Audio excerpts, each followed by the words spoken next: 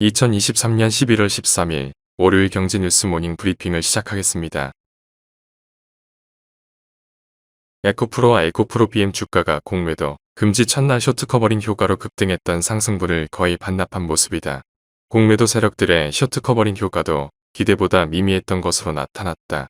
한국거래소에 따르면 지난 3일 에코프로와 에코프로 BM의 시가총액 대비 공매도 잔고는 각각 5.16%, 6.75%였다. 공매도 금지가 시행된 첫날인 지난 6일 이들 잔고는 각각 5.02%, 6.44%로 소폭 줄긴 했지만 큰 폭의 감소는 아니었던 것으로 분석된다. 지난 6일부터 일주일 동안 개인 투자자는 코덱스 200 선물인버스 2배 ETF를 187억 5,600만원어치 순매수했다. 증권업계는 공매도가 금지된 첫날 코스피가 폭등하자 개미들이 단기적으로 주가가 하락할 것으로 예상하고 복버스에 베팅한 것으로 해석한다. 다음 뉴스. 국제신용평가사 무디스가 미국의 국가신용 등급 전망을 하향 조정했다. 3대 국제신용평가사 중 유일하게 미국 신용등급을 최고 단계로 유지한 무디스마저 미국 등급을 내릴 수 있다고 경고한 것이다. 무디스는 이날 신용평가 보고서를 통해 미국의 재정 건전성에 대한 위험이 증가했다며 등급 전망 강등 배경을 설명했다. 무디스는 1917년 국가신용등급을 평가하기 시작한 이후 줄곧 미국의 신용등급을 최고 수준인 트리플 A로 평가해왔다. 그런 무디스가 이번에 미국 신용등급 전망을 안정적에서 부정적으로 내리면서 신용등급 강등 가능성을 내비친 것은 미국의 부채 문제가 그만큼 심각하다고 판단해서다. 다음 뉴스.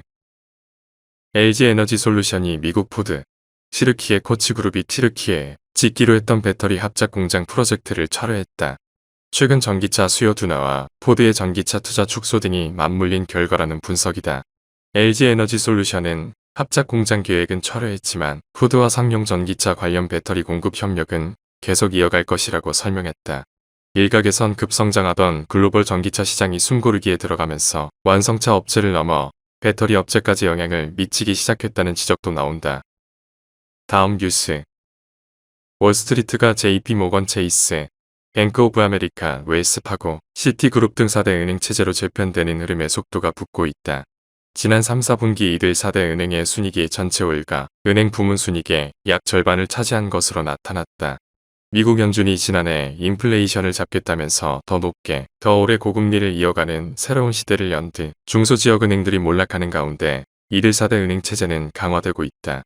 이들 4대 은행은 각각 자산이 1조 달러가 넘는 초대형 은행들이다. 다음 뉴스. 중국 전자상거래 업체 알리바바와 징둥닷컴이 연중 최대 쇼핑 행사인 광군제 할인 행사 판매가 호조를 보였다고 밝혔다. 중국 우정국에 따르면 11일 하루 중국 전역 택배 수는 6억 3,900만 개에 달해 전년 대비 16% 증가했다. 하지만 두 전자상거래 업체 모두 지난해에 이어 올해도 총 매출액 수치는 공개하지 않았다. 경기 둔화로 중국인들이 저가 상품을 선호하면서 중국 대형 전자상거래 업체들이 예전과 같은 매출 신장률을 기록하지 못했을 것이라는 추측이 나온다. 다음 뉴스. 매년 11월 11일 롯데웰푸드의 인기 제품인 빼빼로를 선물하는 이른바 빼빼로데이 문화가 해외에도 널리 확산하고 있다. 지난 11일 베트남 호치민시에서도 20에서 30대 젊은 고객들이 가장 많이 몰리는 곳으로 알려진 반한 쇼핑몰. 이곳에서 롯데웰푸드가 연 빼빼로 팝업 스토어에선 이날 준비한 빼빼로 박스 100박스가 반나절 만에 다 팔렸다. 편의점 CU도 몽골과 말레이시아에서 빼빼로 판매가 매년 뛰고 있다고 했다. 지난 1983년 출시돼 40년째 판매되고 있는 빼빼로는 작년 한 해 1,900억 원의 매출을 기록했다. 해외 매출은 전년 대비 40% 증가한 약 480억 원이다. 다음 뉴스. 12일 행정안전부에 따르면 지난 1에서 15일 서울에서 총 577곳의 일식당이 폐업을 했다. 이는 같은 기간 문을 닫은 중식당 407곳, 카페 158곳보다 훨씬 많은 숫자다. 오마카세 스타일의 일식점은 코로나19 팬데믹 기간에 MZ세대 사이에서 폭발적 인기를 끌었다. 하지만 올해 들어 젊은 식도락가들이 지갑을 꽉 닫으면서 사정이 180도 바뀌었다. 물가 고공행진으로 외식 메뉴 가격이 급등한 점을 감안하면 소비 건수는 더 많이 줄었을 것으로 추정된다. 역대급 엔저로 인한 일본 여행 대호황도 악재로 작용했다. 다음 뉴스.